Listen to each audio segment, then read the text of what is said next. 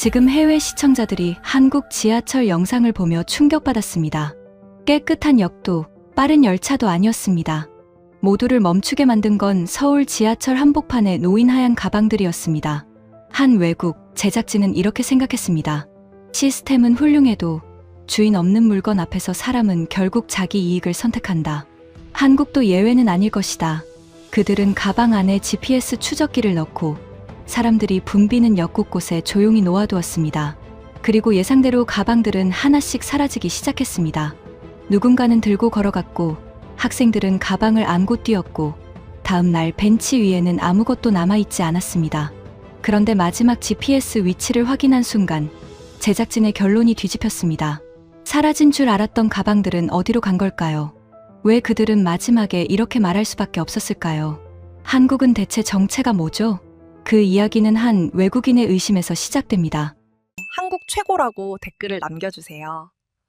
여러분의 구독과 좋아요는 아주 큰 힘이 됩니다. 한국 지하철에서는 잃어버린 가방도 다시 돌아온다는 말을 저는 처음엔 믿지 않았어요. 솔직히 말하면 말이 안 된다고 생각했죠. 런던 편집실에서 처음 서울 지하철 영상을 봤을 때도 그랬습니다. 화면 속 승강장은 너무 깨끗했고 사람들은 줄을 서 있었고 열차는 표시된 자리 앞에 정확히 멈췄어요. 그때 제작진 한 명이 말했습니다. 이 정도면 진짜 특별한 도시 같은데요? 저는 영상을 멈추고 웃었어요. 잘 찍은 장면일 수도 있죠. 카메라 앞에서는 어디나 좋아 보입니다. 그때 회의실에 있던 사람들은 잠깐 조용해졌습니다. 누군가는 팔짱을 끼고 화면을 다시 봤고 누군가는 노트북에 적던 손을 멈췄어요. 커피잔 내려놓는 소리만 작게 났습니다. 화면은 여전히 멈춰 있었고 서울 지하철 승강장 위에는 사람들이 반듯하게 서 있었습니다. 누가 봐도 좋은 장면이었죠. 하지만 저는 그런 장면을 바로 믿는 쪽의 사람이 아니었습니다. 제가 그렇게 말한 데는 이유가 있었습니다. 저는 영국 방송국에서 도시와 사람을 찍는 다큐를 오래 만들어 왔어요. 지하철에서 사람들이 어떻게 움직이는지, 주인 없는 물건을 보면 어떻게 행동하는지, 사람이 많은 곳에서 질서가 얼마나 쉽게 흔들리는지 그런 장면들을 많이 봐왔죠.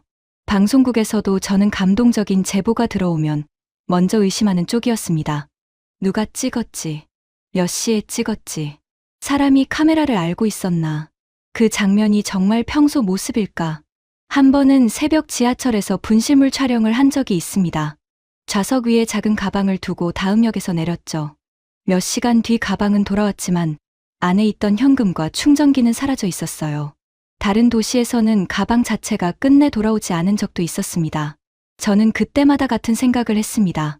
사람은 나쁘다기보다 아무도 보지 않는 순간에 조금씩 약해진다고요. 그래서 한국 지하철 영상도 처음부터 믿지 않았습니다. 물론 좋아 보였어요. 깨끗했고 조용했고 정리되어 있었죠. 하지만 저는 속으로 생각했습니다. 시설은 돈으로 만들 수 있다. 청소도 관리로 할 수 있다. 중요한 건 그 다음이다. 아무도 보지 않는 것처럼 느껴지는 순간에도 사람들이 똑같이 행동할까? 제가 알고 싶었던 건 열차가 얼마나 빠른지가 아니었습니다. 스크린도어가 얼마나 잘 되어 있는지도 아니었어요. 서울 지하철 한가운데 주인 없는 가방 하나가 놓였을 때 사람들이 그걸 어떻게 대하는지가 궁금했습니다. 그 질문 하나가 그날 회의실 공기보다 오래 남았어요. 그 질문은 한국인 코디네이터와 통화하다가 더 커졌어요. 서울 촬영 준비를 하던 날이었습니다. 촬영 허가와 이동 동선을 정리하던 중에 그가 아주 평범한 말투로 말했어요. 서류를 넘기던 제 손이 그 말 앞에서 잠깐 멈췄습니다. 혹시 지하철에서 물건을 잃어버려도 너무 걱정하지 마세요. 한국은 유실물센터에 들어오는 경우가 꽤 많거든요. 저는 바로 물었습니다. 가방도요? 그가 대답했어요. 네, 가방도요. 지갑이나 노트북 가방도 꽤 들어와요. 물론 전부는 아니지만요. 저는 웃었습니다. 나쁜 뜻은 아니었어요. 다만 제가 본 세상은 그렇게 움직이지 않았습니다. 돌아온 물건보다 돌아오지 않은 물건을 더 많이 봤고 선한 행동보다 망설이는 표정을 더 많이 봤죠. 그래서 저는 말했습니다. 운 좋은 이야기가 많이 쌓이면 그런 소문이 생기죠. 그런데 그는 저를 설득하려 하지 않았습니다. 그게 더 이상했어요. 보통 자기 나라를 좋게 말할 때는 설명이 길어지거든요. 그런데 그는 그냥 웃더니 이렇게만 말했습니다. 직접 보시면 알 거예요. 그 말이 이상하게 오래 남았습니다. 짧은 말인데 숙소로 돌아가는 길에도 계속 귀에 남았어요.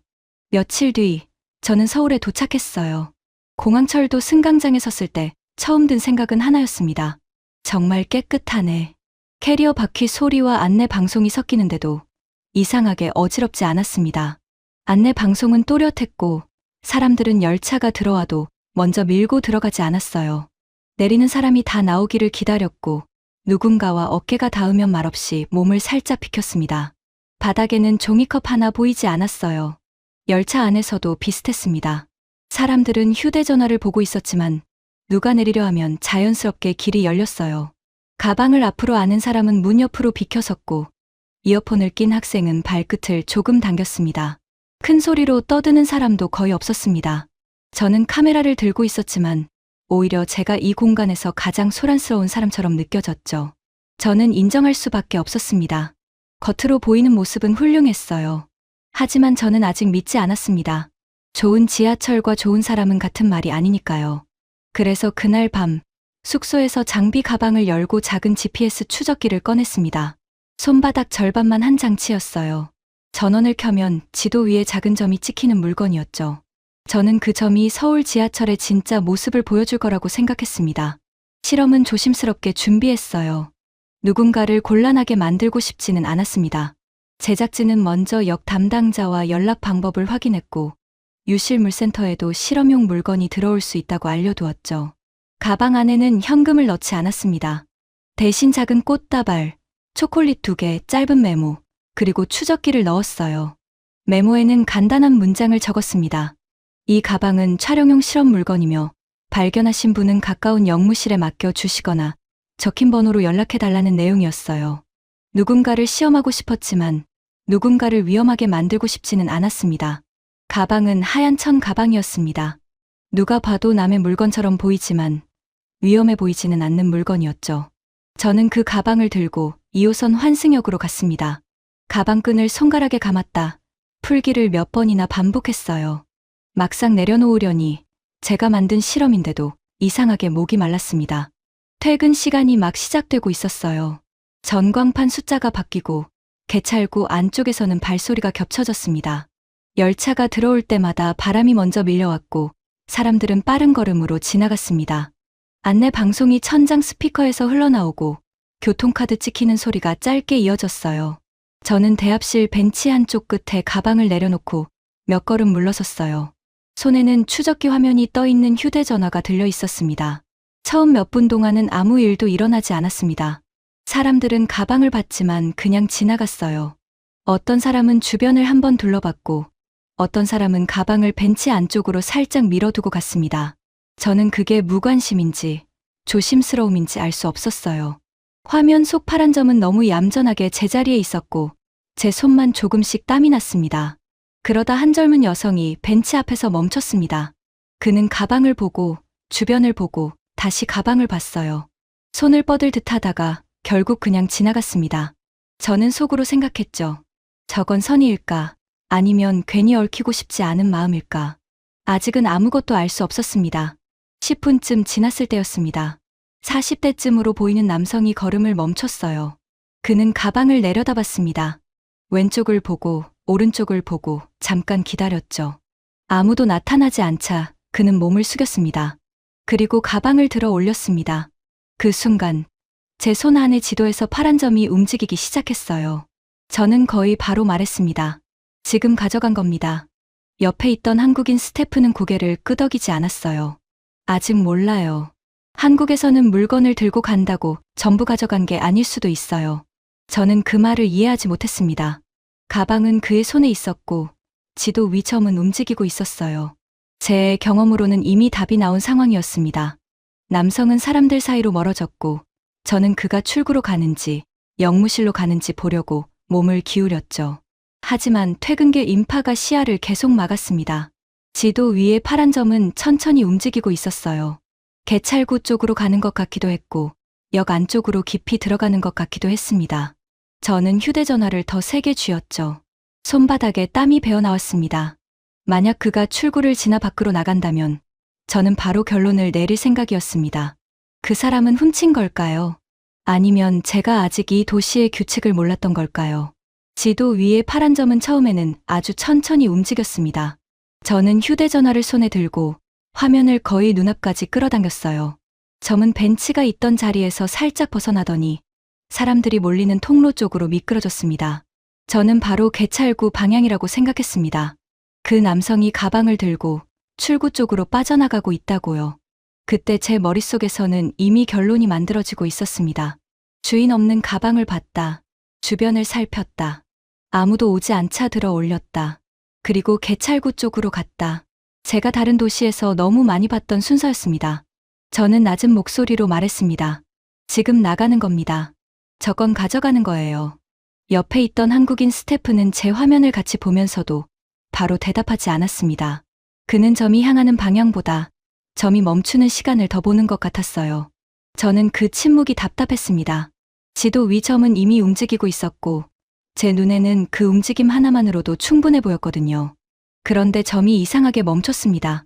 개찰구 바로 앞처럼 보이는 곳에서 멈춘 게 아니었습니다. 역 안쪽, 벽과 통로가 겹쳐 보이는 좁은 구역에서 한동안 움직이지 않았어요. 저는 화면을 두 손가락으로 벌려 크게 봤습니다.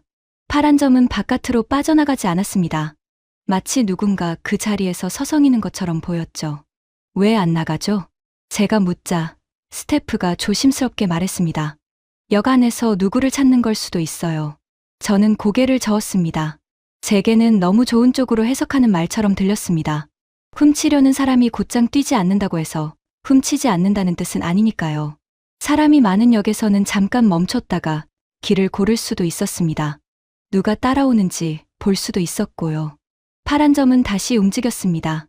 이번에는 출구로 가는 듯 하다가 갑자기 오른쪽으로 꺾였습니다. 계단인지 통로인지 지도만으로는 알 수 없었습니다. 저는 화면 속 선과 실제 역 안 표지판을 번갈아 봤습니다. 하지만 지하에서는 지도가 가끔 숨을 고르는 것처럼 흔들렸습니다. 점이 벽을 뚫는 것처럼 보이다가 몇 미터 옆으로 튀고 다시 통로 위로 돌아오기도 했어요. 그 작은 흔들림 때문에 더 불안했습니다. 지하에서는 GPS 신호가 자주 흔들립니다. 저도 그 정도는 알고 있었습니다.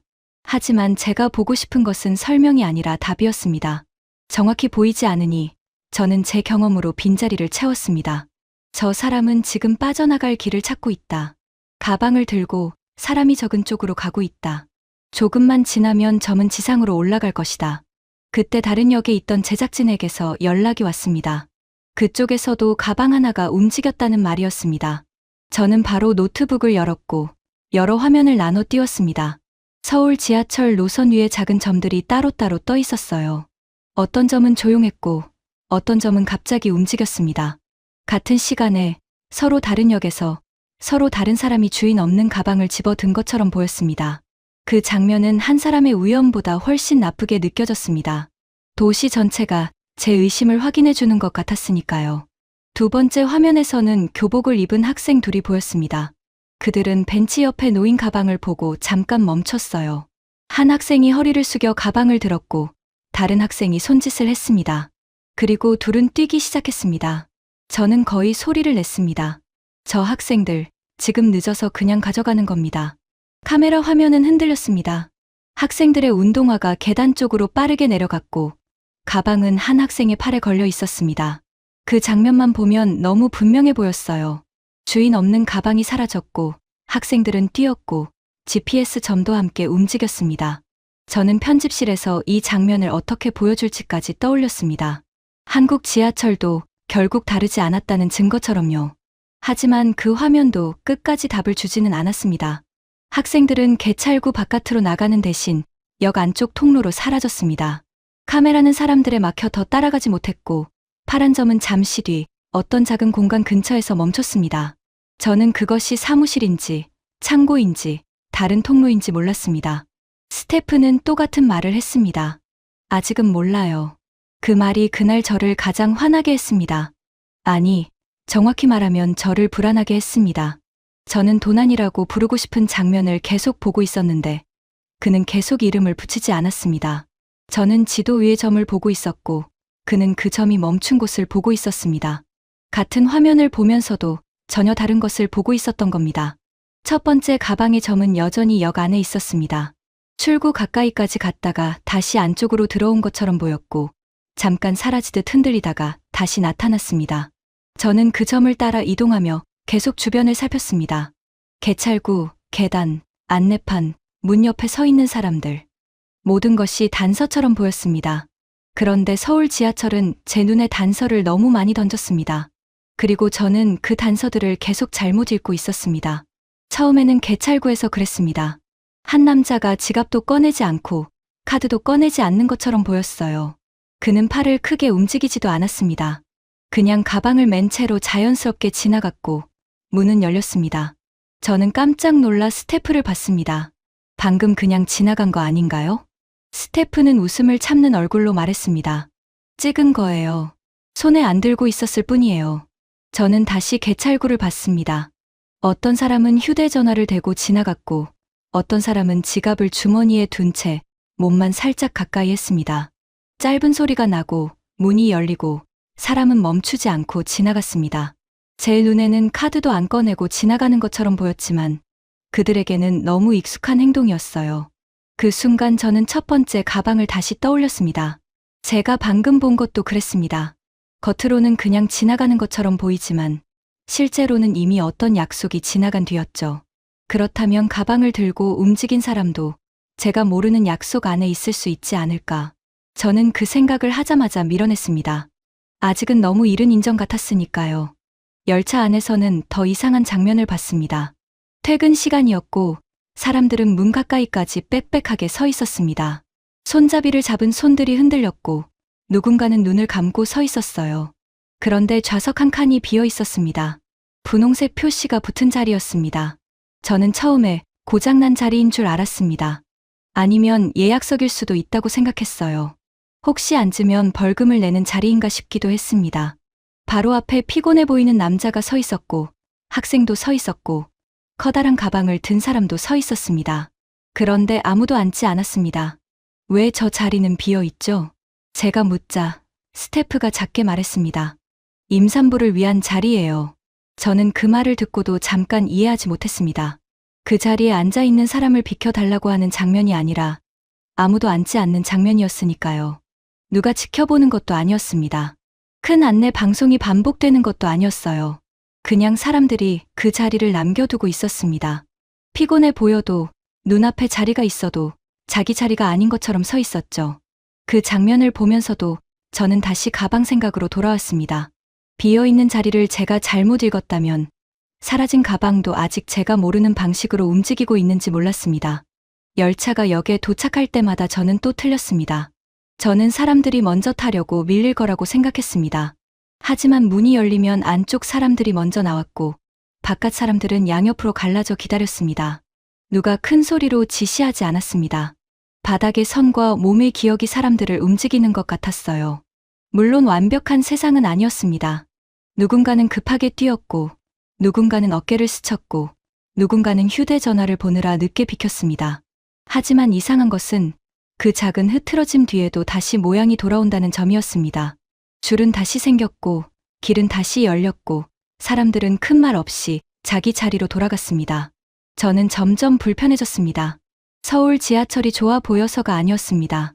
제가 너무 쉽게 읽고 있었다는 생각이 들었기 때문입니다. 저는 지도 위 파란 점을 도난의 선처럼 봤습니다. 그런데 이곳의 많은 행동은 선 하나로 읽히지 않았습니다. 손에 카드가 보이지 않는다고 무임승차가 아니었고 빈자리가 있다고 아무 자리나 아니었습니다. 그렇다고 제가 바로 마음을 바꾼 것은 아닙니다. 가방은 여전히 제자리에 없었습니다. 파란 점들은 움직였고 몇몇 점은 이상한 곳에서 멈췄습니다. 학생들은 가방을 들고 뛰었고 첫 번째 남성은 아직 우리 시야 밖에 있었습니다. 제가 가진 화면만 보면 실패라는 말이 더 가까웠습니다. 밤이 깊어질수록 노트북 화면의 점들은 하나씩 멈췄습니다. 어떤 점은 역 안쪽에, 어떤 점은 다른 역 근처에, 어떤 점은 지하 통로처럼 보이는 곳에 있었습니다. 저는 그 모든 멈춤을 좋은 신호로 읽지 못했습니다. 오히려 더 불길했습니다. 움직이던 점이 멈췄다는 것은 누군가 가방을 내려놓았다는 뜻일 수도 있었고, 더는 따라가기 어려운 곳으로 들어갔다는 뜻일 수도 있었으니까요. 한 화면을 다시 돌려보다가 저는 이상한 계산을 했습니다. 학생들이 가방을 들고 움직인다고 생각했던 순간, 점의 속도는 사람의 걸음보다 훨씬 빨랐습니다. 저는 그때 그것을 뛰는 속도라고 불렀습니다. 그런데 다시 보니 그 구간은 열차가 다음 역으로 이동하던 시간과 겹쳐 있었습니다. 어쩌면 저는 열차가 달린 속도를 학생들의 발걸음으로 착각하고 있었는지도 몰랐습니다. 그 생각은 저를 편하게 만들지 않았습니다. 오히려 더 불편하게 만들었습니다. 제가 본 장면이 틀렸다면 제가 믿은 결론도 틀릴 수 있었으니까요. 숙소로 돌아오는 길, 저는 계속 같은 생각을 했습니다. 한국 지하철에는 제가 모르는 규칙이 너무 많다. 하지만 그 규칙이 가방까지 지켜줄지는 아직 모른다. 깨끗한 승강장도, 조용한 열차도, 분홍색 빈자리도 그 질문에는 대답하지 못했습니다. 다음 날 아침 확인해야 할 것은 단순했습니다. 우리가 놓아둔 자리로 돌아갔을 때 그 하얀 가방들이 아직 남아있는가. 그리고 솔직히 말하면 아직 확인 전인데도 저는 이미 두려워하고 있었습니다. 제 자리에 남은 가방이 거의 없을지도 모른다고요. 다음 날 아침, 저는 일부러 일찍 역으로 나갔습니다. 밤새 노트북 화면을 덮지 못했어요. 파란 점들은 잠든 것처럼 멈춰 있었고, 저는 그 멈춤을 좋은 쪽으로 읽지 못했습니다. 지하철 안쪽, 다른 역 근처, 벽과 통로가 겹쳐 보이는 곳. 하나같이 애매한 자리였습니다. 그래도 아침이 되면 답은 단순할 거라고 생각했습니다. 가방을 놓았던 자리로 돌아가 보면 됩니다. 하얀 가방이 그대로 있으면 이 도시는 정말 이상한 도시가 되는 거고요. 없으면 제가 알고 있던 결론으로 돌아가면 되는 일이었습니다. 첫 번째 벤치에 갔을 때 가방은 없었습니다.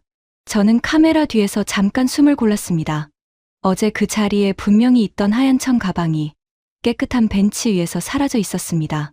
바닥에는 먼지도 거의 없었고 옆자리에는 출근길 사람이 앉아 휴대전화를 보고 있었죠. 아무 일도 없었다는 얼굴이었습니다.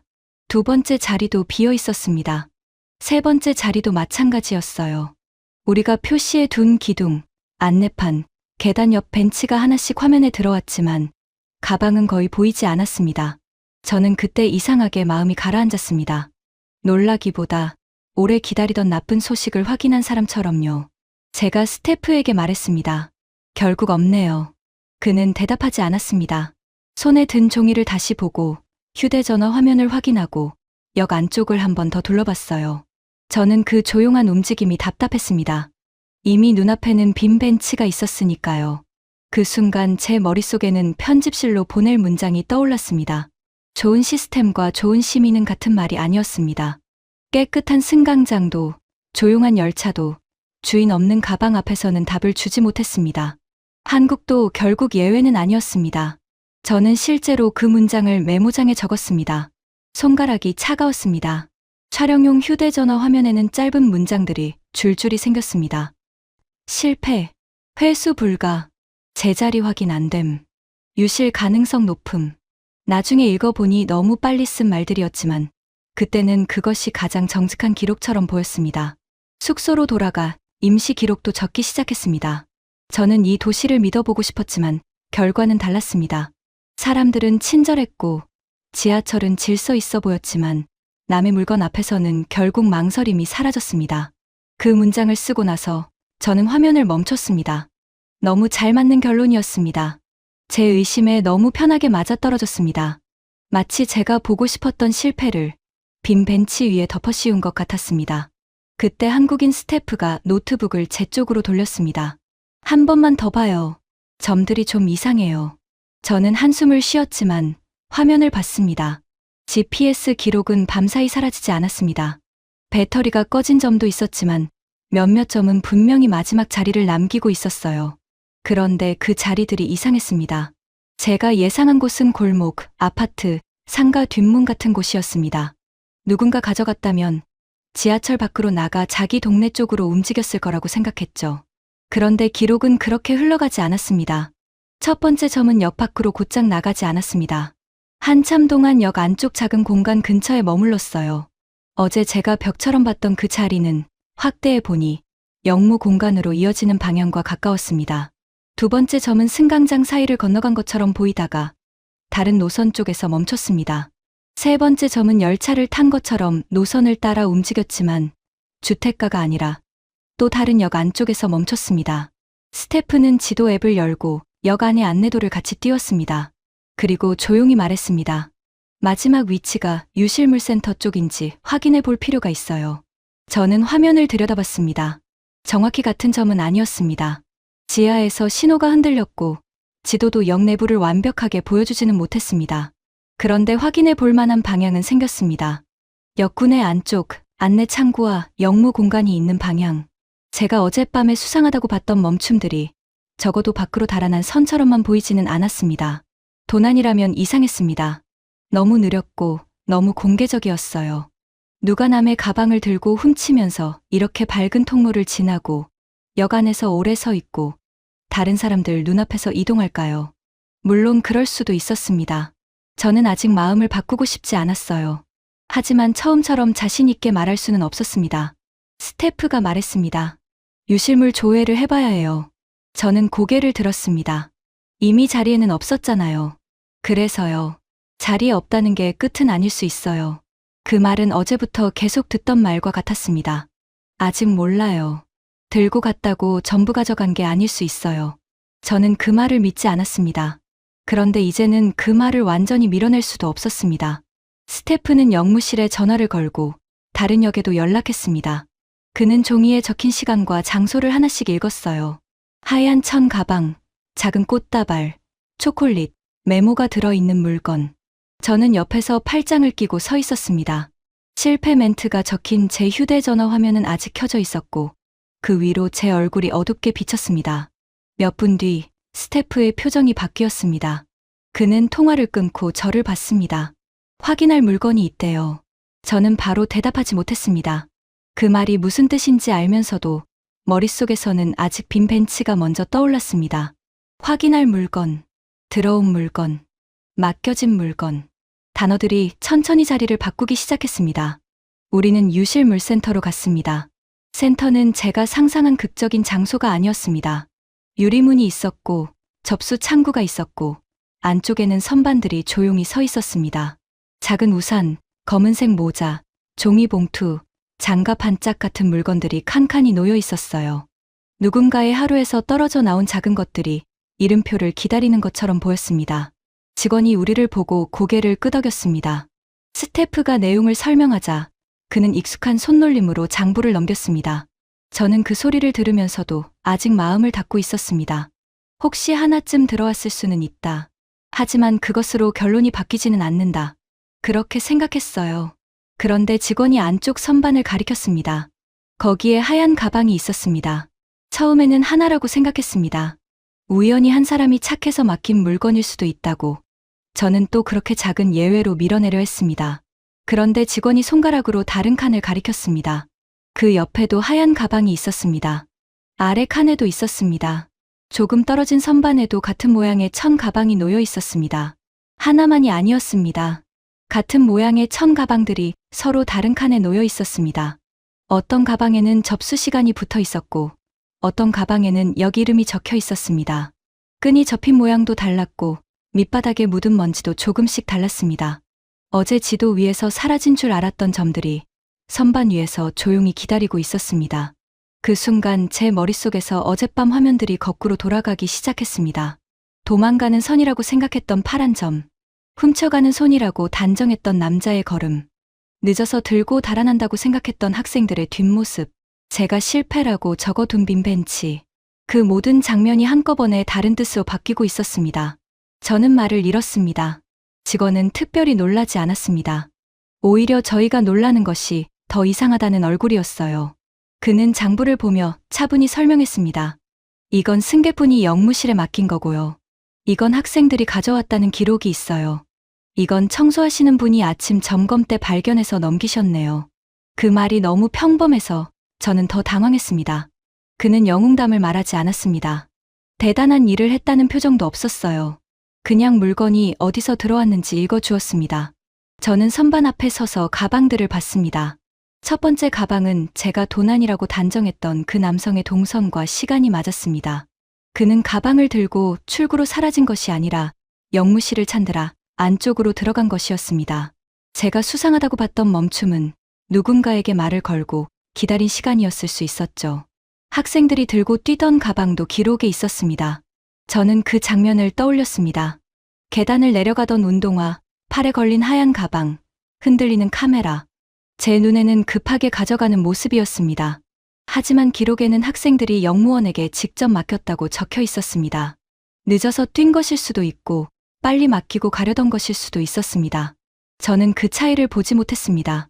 또 다른 가방은 첫 차 전 점검 때 들어온 것이었습니다. 청소하시는 분이 플랫폼을 살피다가 발견했고 영무원에게 넘겼다고 했습니다. 저는 그 장면을 보지 못했습니다. 사람도 거의 없는 새벽, 빗자루 소리와 형광등 아래에서 누군가 허리를 숙여 하얀 가방을 들어 올렸을 겁니다. 그리고 자기 것이 아닌 물건을 자기 일처럼 정해진 곳으로 보냈겠죠. 직원이 말했습니다. 분실물은 보통 이렇게 들어옵니다. 가까운 역에 맡기시거나 직원한테 말씀하세요. 보통. 그 단어가 제 귀에 오래 남았습니다. 저는 놀라운 반전을 찾으러 왔는데 이곳 사람은 그것을 보통이라고 불렀습니다. 서로 모르는 사람들이 서로 다른 시간과 다른 역에서 거의 비슷한 선택을 했습니다. 누구는 영무실을 찾았고, 누구는 뛰면서도 맡겼고, 누구는 청소하다가 넘겼습니다. 그제야 지도 위 파란 점들이 다르게 보였습니다. 그것들은 도망가는 선이 아니었습니다. 적어도 많은 점들은 물건이 제자리를 잃은 뒤 다시 이름을 찾으러 가는 길이었습니다. 누군가의 집으로 숨은 길이 아니라 창구와 장부와 선반으로 이어지는 길이었어요. 저는 휴대전화에 적어둔 실패 멘트를 다시 열었습니다. 한국도 결국 예외는 아니었습니다. 그 문장이 화면에 남아 있었습니다. 손가락을 올려놓고도 한동안 지우지 못했습니다. 그 문장은 너무 쉽게 쓴 문장이었고 사실은 제가 오래 믿어온 문장이었습니다. 사람은 결국 자기 것을 먼저 생각한다. 아무도 보지 않으면 약해진다. 좋은 시설도 남의 물건 앞에서는 소용없다. 저는 한국을 보기도 전에 이미 그런 결론을 준비해 두고 있었는지도 몰랐습니다. 그리고 저는 그 문장을 지웠습니다. 지우는 데는 아주 짧은 시간이 걸렸지만 그 문장을 쓰던 제 확신이 사라지는 데는 조금 더 오래 걸렸습니다. 제가 시험하고 있다고 생각한 것은 한국 지하철이었습니다. 그런데 그 선반 앞에서 시험당하고 있던 것은 어쩌면 제 기준이었습니다. 가방은 제자리에 없었습니다. 그 사실은 맞았습니다. 그런데 제가 찾은 자리가 틀렸습니다. 저는 벤치만 보러 갔고 선반은 생각하지 못했습니다. 저는 사라졌다고 말했지만 가방들은 제가 찾을 생각을 못한 곳에서 저를 기다리고 있었습니다. 아직 결론을 말할 수는 없었습니다. 가방이 돌아왔다는 결과만으로 한 도시를 다 설명할 수는 없으니까요. 저는 완벽한 도시를 본 것도 아니었고 모든 사람이 같은 선택을 했다고 말할 수도 없었습니다. 다만 그날 유실물센터 선반 앞에서 저는 처음으로 제 질문을 바꾸기 시작했습니다. 왜 가방이 사라졌을까가 아니었습니다.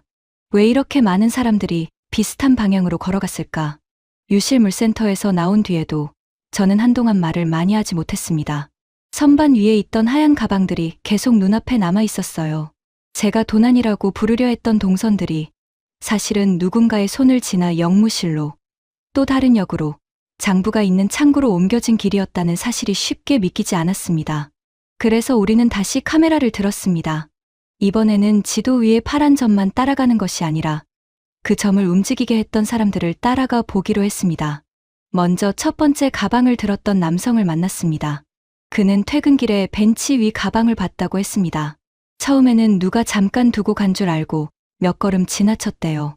그런데 다시 돌아봤을 때도 가방이 그대로 있어서 주변을 한번 둘러보고 들어 올렸다고 했습니다. 제가 물었습니다. 그때 왜 가져가셨어요? 그는 제 질문이 조금 이상하다는 듯 웃었습니다. 가져간 건 아니고요. 그냥 맡기면 되는 거 아닌가요? 저는 그 대답 앞에서 잠깐 멈췄습니다. 그는 자신이 좋은 일을 했다고 말하지 않았습니다. 무서운 상황을 해결했다고도 하지 않았어요. 그냥 맡기면 되는 것. 그 한 문장이 전부였습니다. 그는 영무실이 어디 있는지 몰라서 표지판을 보고 사람들에게 물어보고 그래서 GPS 점이 이리저리 움직였던 겁니다. 제가 수상하다고 본 그 느린 걸음은 사실 길을 찾는 걸음이었어요. 다음으로 우리는 학생들을 만났습니다. 카메라 속에서 가방을 들고 뛰던 바로 그 학생들이었습니다. 저는 그 장면을 여러 번 돌려봤습니다. 운동화가 계단을 빠르게 내려가고 하얀 가방이 팔에 걸려 흔들렸죠. 그때 제 눈에는 너무 쉽게 결론이 보였습니다. 늦은 학생들이 남의 가방을 들고 사라진다. 하지만 학생들은 그 말을 듣고 서로를 보며 민망하게 웃었습니다. 한 학생이 말했습니다. 수업 시간이 가까워서요. 그냥 영무실에 빨리 맡기고 가려고 뛰었어요. 다른 학생은 가방끈을 만지작거리며 덧붙였습니다. 누가 찾으러 올 수도 있잖아요. 그냥 두면 더 없어질 수도 있고요.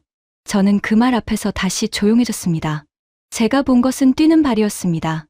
제가 붙인 이름은 도난이었습니다. 그런데 그 아이들이 뛰었던 이유는 달아나기 위해서가 아니라 늦은 수업 사이에서도 남의 물건을 제자리로 보내기 위해서였습니다. 그 말도 아주 작았습니다. 카메라 앞에서 멋진 말을 고른 것이 아니었습니다. 오히려 왜 그런 걸 묻느냐는 얼굴에 가까웠어요. 그들에게는 주인 없는 물건을 보고 영무실에 맡기는 일이 특별한 선택이 아니었습니다. 어디에 맡겨야 하는지는 바로 몰랐지만 맡겨야 한다는 생각은 먼저 있었던 겁니다. 그래서 길을 찾았고, 그래서 뛰었고, 그래서 제가 도난이라고 부른 선이 유실물센터 쪽으로 꺾였던 것입니다. 저는 그 장면이 이상하게 오래 마음에 남았습니다. 한 나라의 질서는 안내 방송이나 감시 카메라만으로 만들어지지 않습니다. 누군가 어릴 때부터 보고 자란 작은 행동이 있고, 어른들이 당연하다는 듯 보여준 기준이 있고, 그 기준을 다시 젊은 사람들이 자기 몸으로 이어가는 순간이 있습니다. 저는 그 학생들의 짧은 대답에서 그런 시간을 보았습니다. 그날 오후에는 첫 차 전 플랫폼을 청소하던 분도 만났습니다. 그는 새벽 시간에 벤치 아래쪽을 살피다가 가방을 봤다고 했습니다. 빗자루를 세워두고 장갑 낀 손으로 가방을 들어 올렸다고 했어요. 안을 함부로 뒤지지는 않았고 겉에 붙은 메모를 확인한 뒤 영무원에게 넘겼다고 했습니다. 제가 또 물었습니다. 그때 특별히 어떤 생각을 하셨나요? 그는 잠깐 고개를 갸웃하더니 말했습니다. 특별한 생각은 없었어요. 떨어진 물건 있으면 알려야죠. 주인이 얼마나 찾겠어요. 저는 그 말을 들으며 바닥을 봤습니다. 아무도 박수를 치지 않는 새벽이었습니다. 카메라도 없었고 누가 칭찬해줄 사람도 없었습니다. 그런데 그분은 남의 물건을 발로 밀어치우지 않았습니다. 장갑 낀 손으로 들어 올렸고 안을 함부로 뒤지지 않았고 정해진 곳으로 보냈습니다. 그가 닦고 있던 플랫폼은 여전히 깨끗했습니다. 하지만 이제 그 깨끗함이 예전처럼 시설의 결과로만 보이지 않았습니다.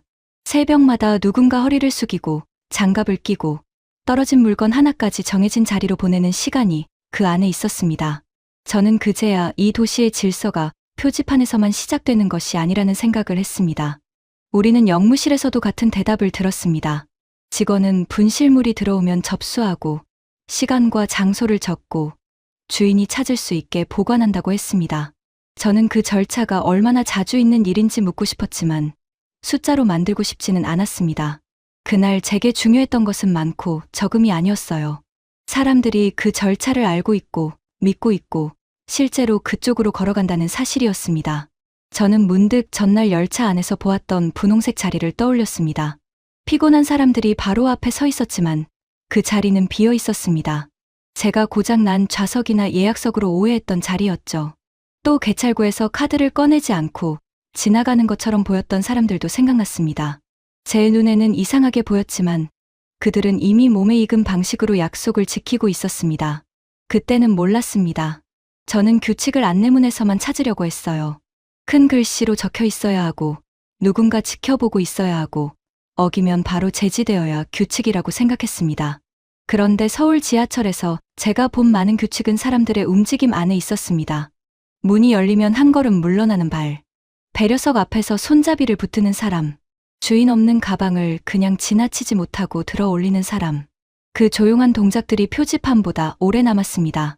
그리고 저는 그 동작들이 하루아침에 생긴 것이 아니라는 생각을 했습니다.